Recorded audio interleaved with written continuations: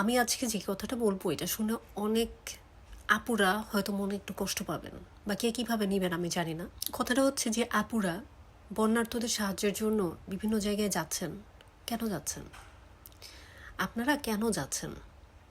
এই সকল জায়গা দুর্গম জায়গা যেখানে বিদ্যুৎ নাই, পানি নাই, মানে কায়িক পরিশ্রমের প্রয়োজন, এই সকল জায়গাতে আপনারা যে ত্রাণ দিতে যাচ্ছেন, কেন যাচ্ছেন বলেন তো?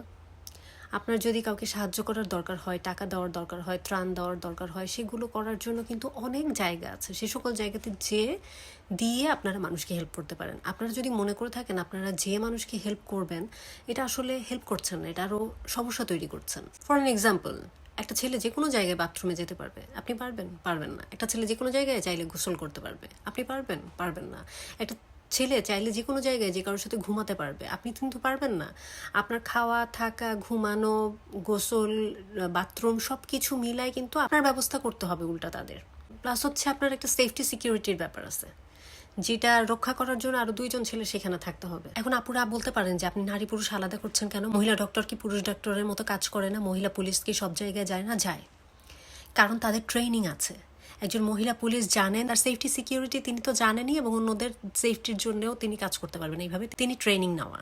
একজন ডক্টর যে সেবাটা দিবেন সেই সেবাটা আরও 10জন পুরুষ মানুষ যদি ডক্টর না হন দিতে পারবেন না। তো আপনার যদি সেই ধরনের কোনো ট্রেনিং থাকে, পার্টিকুলার কোনো ধরনের অভিজ্ঞতা থাকে, কোনো একটা সেবা থাকে যেটা অন্যান্য 10জন ছেলে সেখানকার দিতে পারবে না, তাহলে আপনি যান। কিন্তু অপ্রয়োজনীয় শুধুমাত্র যদি ফুটেজ খাওয়ার জন্য বা একটা টিকটক করার জন্য, একটা ভিডিও করার জন্য, বা আপনাদের মতে সোকল্ড মানুষকে জানানোর জন্য, সচেতন করার জন্য আপনারা যেয়ে থাকেন, তাহলে যেন না। আপনাকে পাহারা দিতে আরও 5জন ছেলের যে সময়টা ব্যয় হয়, ওই সময়টা তারা আরও 5টা ফ্যামিলিকে সাহায্য করতে পারবে।